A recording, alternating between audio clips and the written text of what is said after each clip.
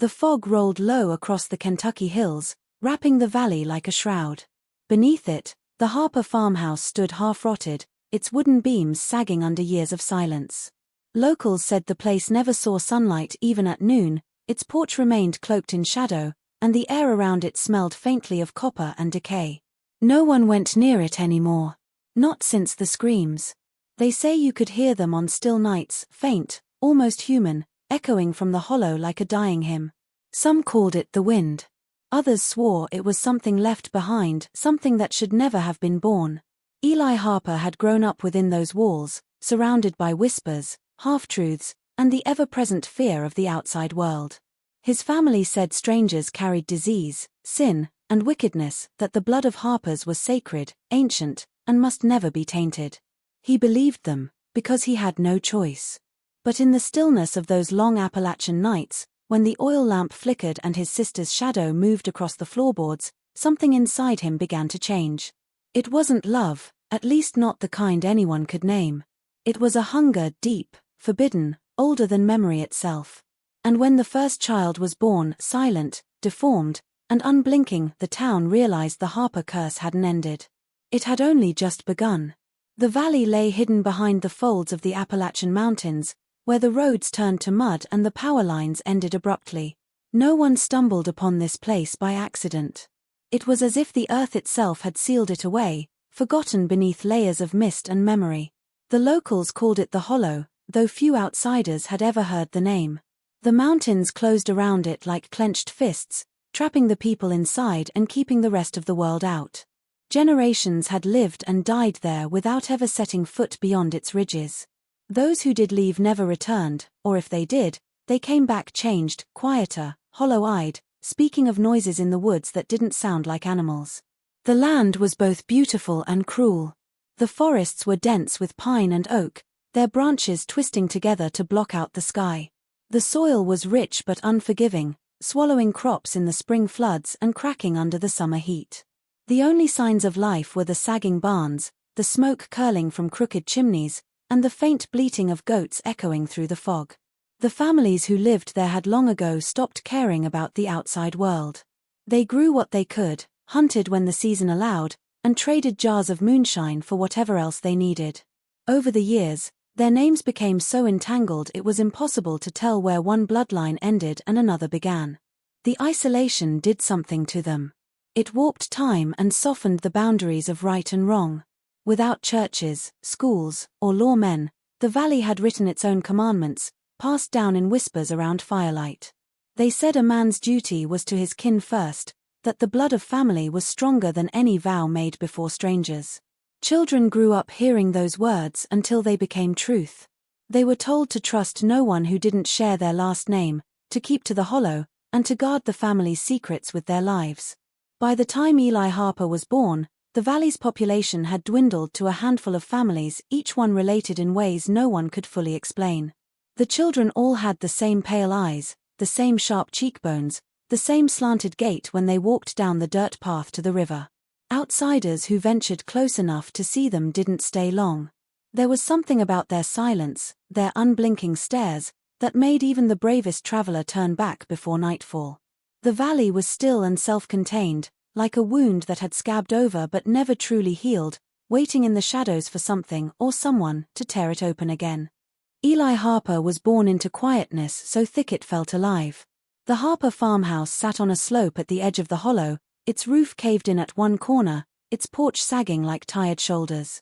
He grew up inside those walls where the air smelled of wood smoke and damp earth, where the only sounds were the creak of the floorboards and the wind pushing against the windows.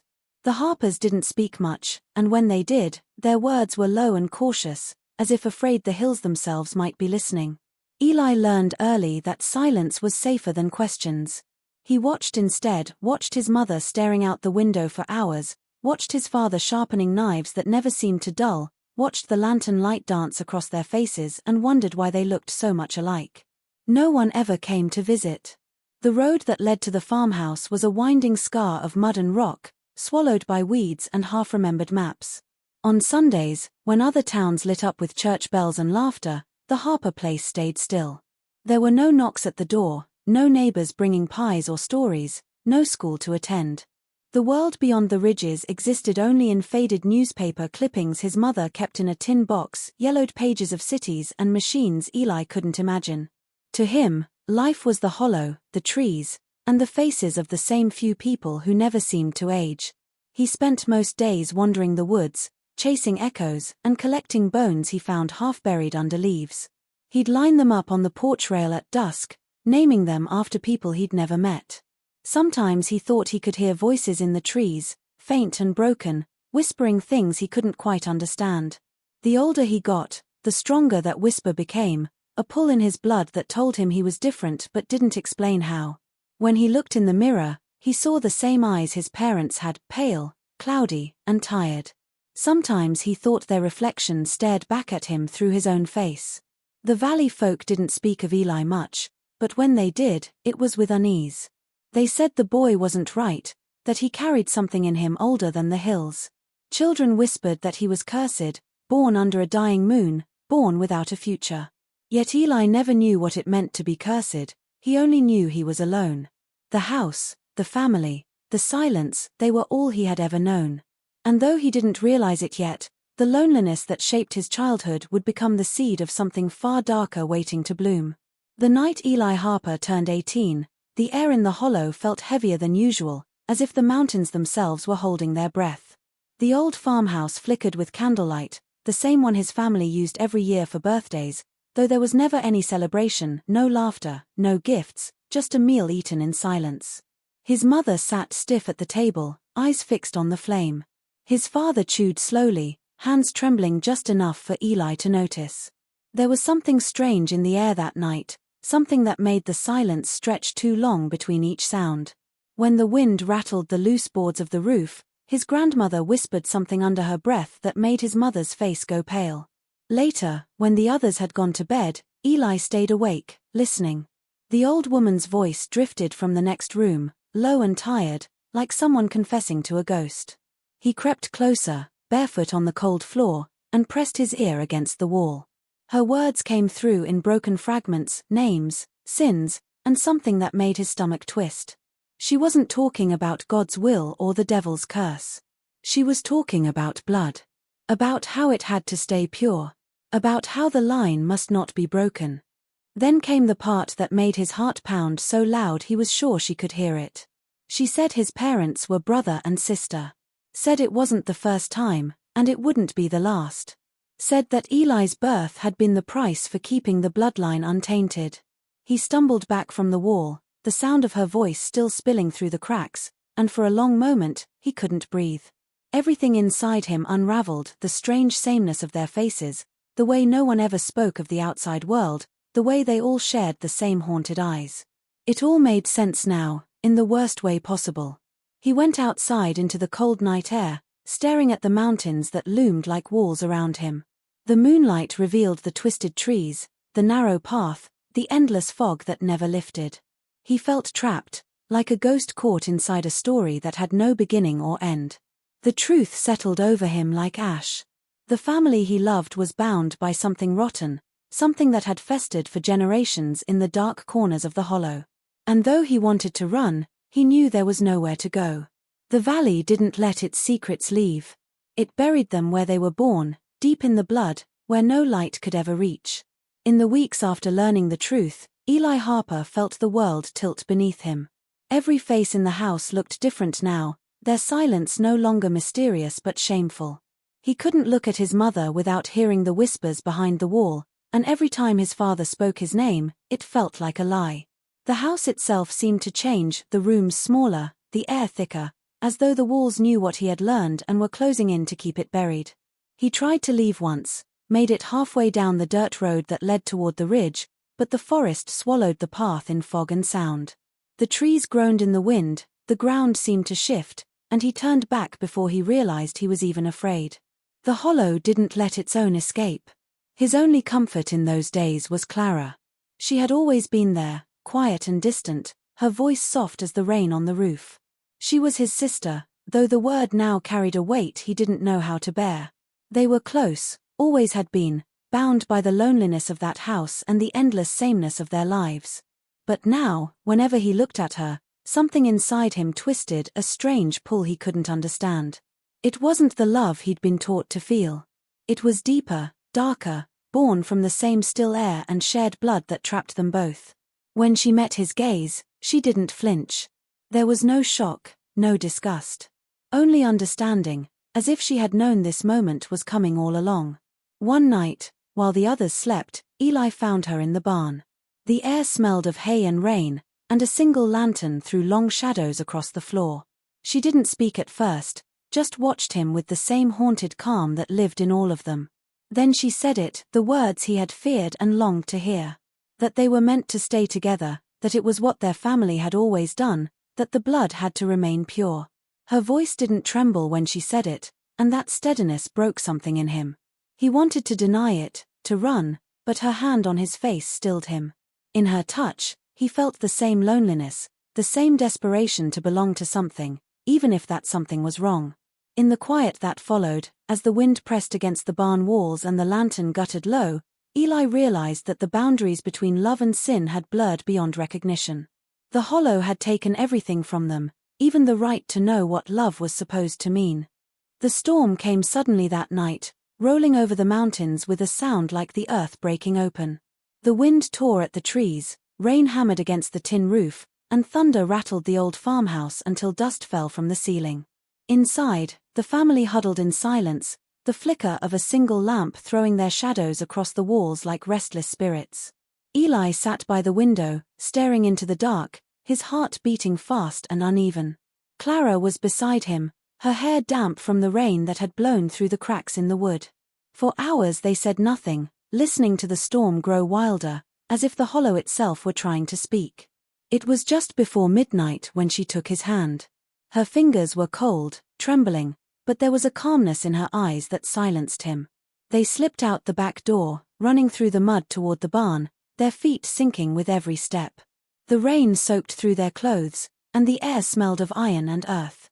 When they reached the barn, Eli pulled the doors shut behind them. The lantern hanging from the beam cast a dim, golden light over the hay, the wooden stalls, the old tools rusted with age. The noise of the storm outside faded to a muffled roar. In that small space, time seemed to stop. Clara spoke first. Her voice was soft, but there was something in it that frightened him, an old certainty, something rehearsed over generations. She said their family had always been chosen, that their blood carried something sacred. She told him that what others called sin was, to them, survival. That love between their kind was not forbidden but necessary. Eli wanted to argue, to tell her how wrong it sounded, but the words caught in his throat. When she reached for him, his will broke like glass under pressure. The warmth of her skin erased everything else, the fear, the guilt, the storm. In that moment, there was only the two of them and the whisper of rain against the roof. They made a vow that night, a promise sealed not by any preacher or book but by the weight of their shared solitude. They swore to stay together, to keep their bloodline unbroken, to love each other no matter what came. Outside, lightning split the sky open, flooding the valley with white light. Inside, the lantern flickered once, then went out, leaving only the sound of their breathing in the dark. The storm would pass by morning, but what they had done would not wash away. It would linger, quiet and unseen, like a seed waiting for its time to grow. The months after the storm passed in a strange, heavy stillness. The air in the hollow seemed different, thicker, quieter, as if even nature was holding its breath. The Harpers spoke less than usual, their eyes avoiding one another's at the table. Clara's face grew paler, her body weaker, and though no one spoke of it, they all knew what was happening. She spent most days in bed, her window always open despite the cold, as if she couldn't breathe the same air as the rest of them.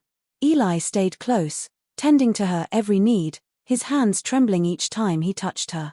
He wanted to believe that what they'd done had meaning, that their love wasn't just another curse, but the shadows on the walls whispered otherwise. Each night, when he closed his eyes, he dreamed of the child, something small and still, staring at him with pale, unblinking eyes. When the labor came, it was during another storm. Thunder rolled low across the valley, and rain began to fall in relentless sheets. The midwife, a relative from a neighboring cabin, arrived with a lantern and a look of quiet dread. Everyone in the hollow knew the stories, knew what happened when the bloodline tangled too tightly, when the generations looped back upon themselves. Eli waited outside the room, pacing the worn boards, his chest tight with fear. The sound of Clara's screams tore through the house like the echo of every sin their family had buried.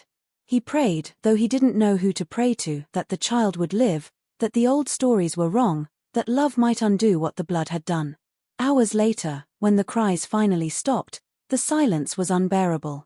The midwife stepped out first, her hands shaking, her face pale as bone. She didn't meet his eyes. "It's done," was all she said. Eli pushed past her, heart pounding, and what he saw froze him in place. The baby lay wrapped in a thin blanket, motionless, its skin ghostly white and glistening with sweat. Its eyes were open but cloudy, unfocused, like marbles dulled by time. It didn't cry, didn't move, just breathed in slow, shallow gasps, the sound almost too faint to hear. Clara looked at the child with a mix of wonder and horror, her lips trembling as tears slid down her face. Eli knelt beside them, his mind unable to hold what his eyes were seeing. He touched the baby's tiny hand, and it was cold.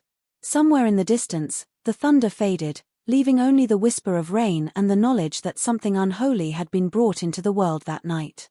For weeks after the birth, the Harper house sat in silence, the kind that pressed down on the chest until breathing felt like a burden. The baby survived, though no one could explain how.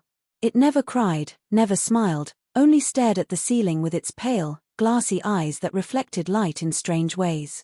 The family avoided speaking of it. They fed it, clothed it, rocked it in the old wooden cradle, but no one dared call it by name. To name it would be to claim it, to admit what had been done. Clara barely left her bed, her body frail, her mind drifting in and out of a world no one else could see. Eli stayed beside her, listening to the slow, shallow breaths of their child, wondering if it felt pain or if it even understood what it was. One afternoon, the sound of an approaching wagon broke the quiet. Eli looked out the window to see a stranger climbing the hill, his coat heavy with dust, a black satchel swinging at his side. He was a doctor, or claimed to be, one of the few who still traveled through the mountain towns offering medicine for coin or food. He said he had heard of a sick child in the hollow and came to help.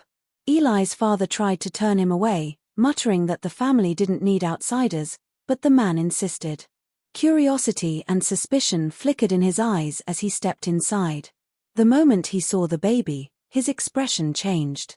He knelt beside the cradle, examining its face, its eyes, its twisted hands that curled unnaturally against its chest.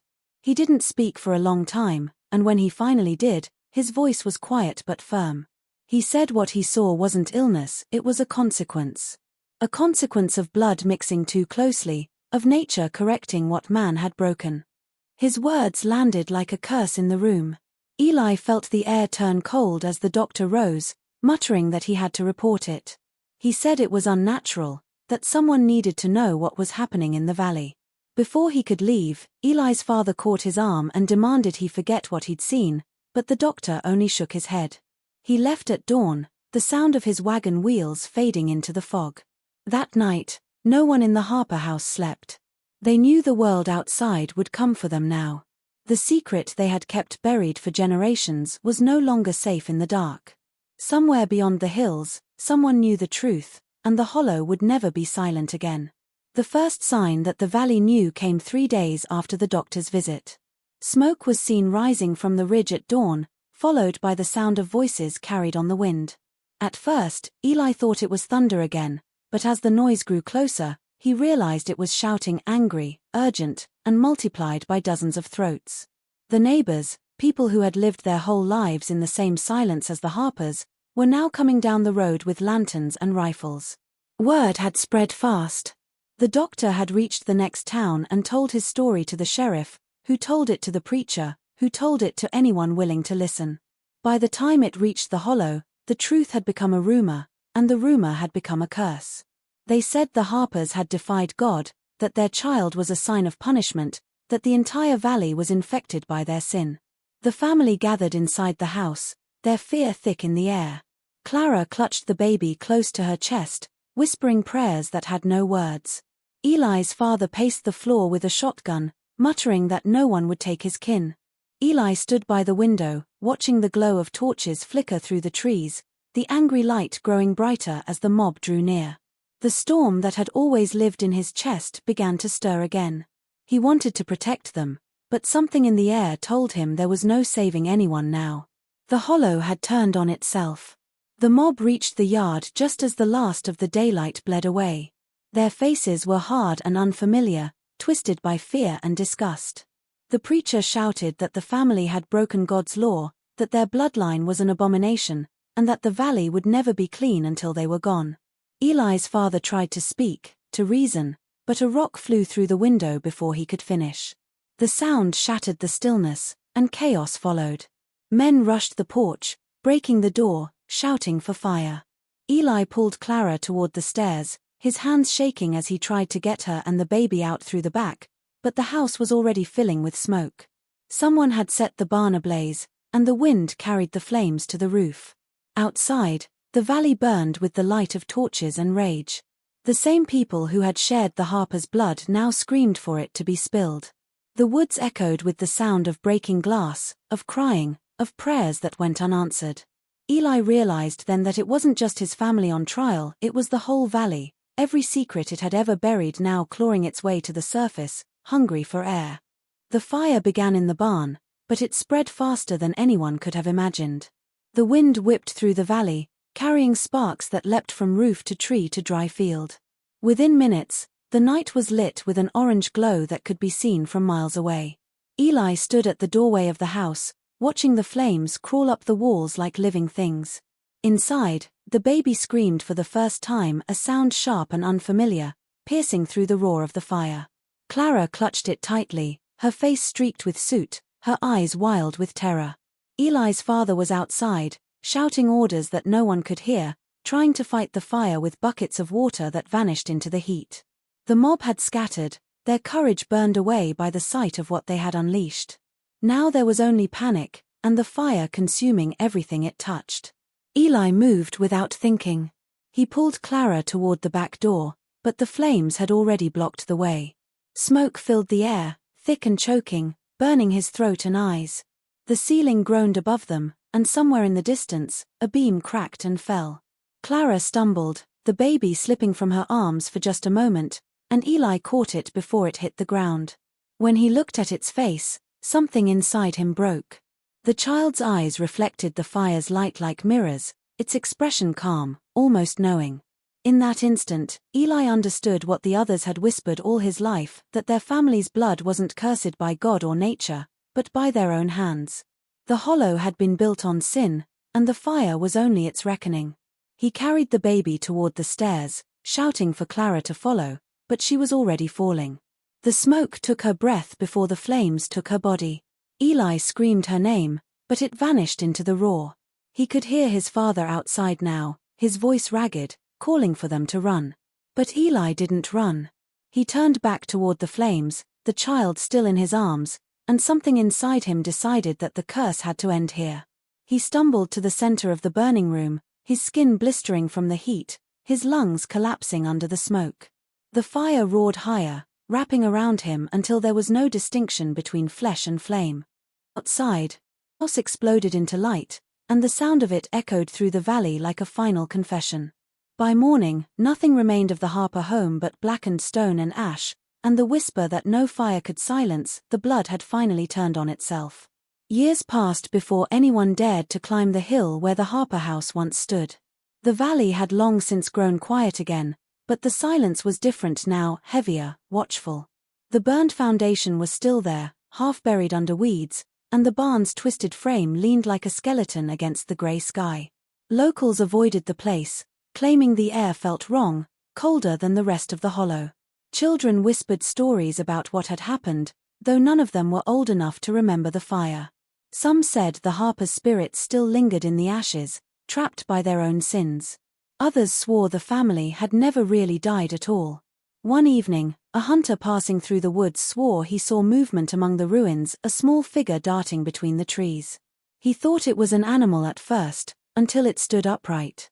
He described it as pale, with hair so light it was almost white, and eyes clouded like river stones. It didn't make a sound, just stared at him from the edge of the clearing before slipping back into the forest. When he told the story in town, no one believed him, at least not out loud. But the next week, 2 more people claimed to have seen the same thing, wandering near the old well or standing by the river at dusk. Always silent, always watching. They started calling it the Harper Child. The stories spread beyond the hollow. Travelers passing through the mountains would ask about the burned farmhouse and the ghostly figure said to haunt its remains. Some came looking for proof, skeptics, photographers, ghost hunters, but none stayed long. Equipment failed near the ruins, compasses spun aimlessly, and those who lingered too long said they heard soft crying in the dark, like an infant's wail carried on the wind. The sheriff once led a small search after a group of campers disappeared near the ridge. They found their tents torn apart, their belongings scattered, but no sign of the people. What they did find were small footprints in the mud, bare, delicate, leading toward the forest and vanishing where the trees grew thickest. In time, the valley came to treat the story like a warning. Parents told their children not to wander after dark, not to follow the crying they sometimes heard in the distance. Some said the child had grown, that it still lived out there, feeding on what the hollow gave it. Others whispered that it wasn't alive at all, but something else entirely, a reminder of what happens when blood turns against itself. And though the years kept moving, the Harper name never left the valley, carried on the wind like a ghost that refused to die.